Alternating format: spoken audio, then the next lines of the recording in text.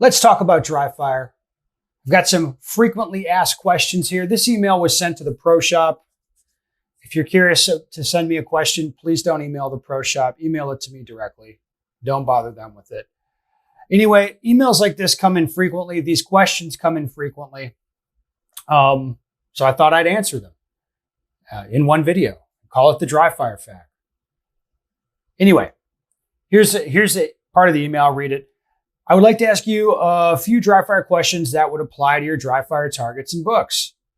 And the answers are in the books, but nobody reads them. Anyway, when you do Dryfire, do you rack the slide after each trigger press, or do you utilize systems that provide for a trigger reset? I've seen Dryfire mags advertise that reset the trigger, but they are expensive.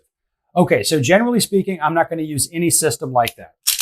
So if I'm Dryfiring with my Glock, it's going to be like this. The pistol will come out of the holster. First shot, I'm going to press through the trigger normally. Then I'm going to release my finger off the trigger pretty far, so like I know the live gun will reset. Then I'm going to press in again hard, like harder than I think it would take to discharge the gun. So at speed, it's looking like this. Okay? Actually coming up out of the holster, I'm going to point at the camera so you can see. Press, press, press, press, press. I'm pressing really aggressively, as you can see. Now, most people, when they do this, they're holding the gun. When they press the gun, it's going to move around like this. This is, from a training perspective, this is actually kind of a good thing. Why? Because you know that if you reef on the trigger hard, the gun's moving. Okay, so you're simulating what's going to happen when you shoot live ammunition. And then you can work through that with the dry gun. Again, I want to put tons of force back into the trigger like this and not have it move around. All right. I'm not concerned about the trigger resetting. Let me tell you something. A lot of my views about shooting and trigger control, like click banging or the press school of thought, a lot of my views on that are informed by the way that I do Dryfire, just because the most expedient thing is like the Glock comes up and then it's press, press, press, press, press really hard. And that serves me well when I'm shooting live ammunition. People just don't like that for Dryfire. You don't need that shit that resets your trigger. Now, I've been playing with a Mantis system recently. I've used a bunch of different tools. I was doing airsoft really heavily as a training tool, I think for 2 winters. There's a lot of issues with that, but I've used cert pistols. I've used briefly the laser cartridges, and just what I find with all of this shit is it's just a Dryfire adjacent type of tool or game. It doesn't ever really replace Dryfire with my own firearm.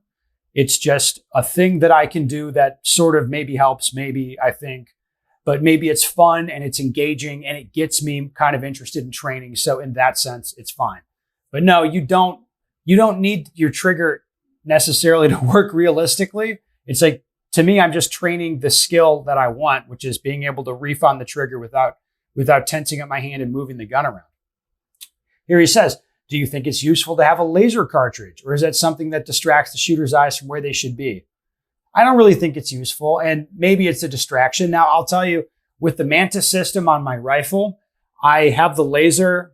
I didn't zero it for point of aim, point of impact. It has that offset still inside of a room. And I like that the laser pings on the wall, but I know that I'm trying to ignore the fact that that's happening. Like, I like that it does that, and I can self-identify and diagnose when I'm looking at the laser pinging on the wall, and I know that that's bad.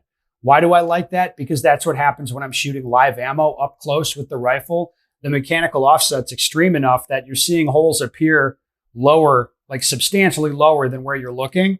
And that's kind of a distraction. And I use that tool to try to work through it. Do you need that? No. I have a cert pistol. It has 2 lasers. One of them illuminates during trigger prep and the other illuminates when the trigger breaks. I keep the trigger prep laser off. I'm on the fence about the laser that lights up when the trigger breaks, because I don't know if I should be watching that, and inevitably it draws the eye. Also, since the trigger doesn't feel the same as a real gun, I wonder how much carryover there is. What are your thoughts? The cert is iron sights only, no red dot option. It's like, again, like, you understand it's an imperfect tool. Why not just use your gun? Just use your gun.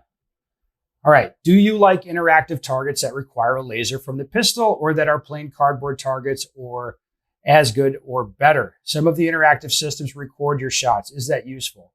The stuff that I've experienced typically is not really that useful. Some of the Manta stuff I find counterproductive. Some of it's useful. I don't think you need to dick with it.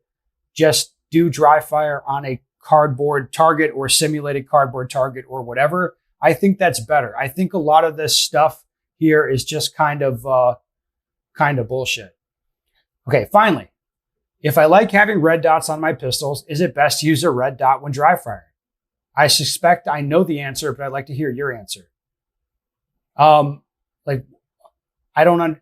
What? Yeah, you should train with the sighting system you're going to use. I don't understand why you would think that it would be different. I don't understand that. Anyway, I've recently discovered Ben's YouTube videos. Thank you. And I discovered that I do pretty much do everything different from Ben. I'm probably kind of weird. I've been using the modern thumbs forward grip and cranking down the pistol like John Lovell, the warrior poet. I've also been putting the pad of my trigger finger on the trigger similar to long-range precision rifle. Ben does both those things differently. Yes, I do. I will practice the way Ben does it. That's appreciated. All right. Also, he says, I have a friend that keeps on referring to magazines as clips. I can't get him to say magazines. Should I disown him? No, I like to say clips instead of magazines. I do that a lot because it irritates people, and that's kind of fun. Anyway, that's the Dryfire fact. Any more questions, comments, whatever, put them down below, and I'll do my best.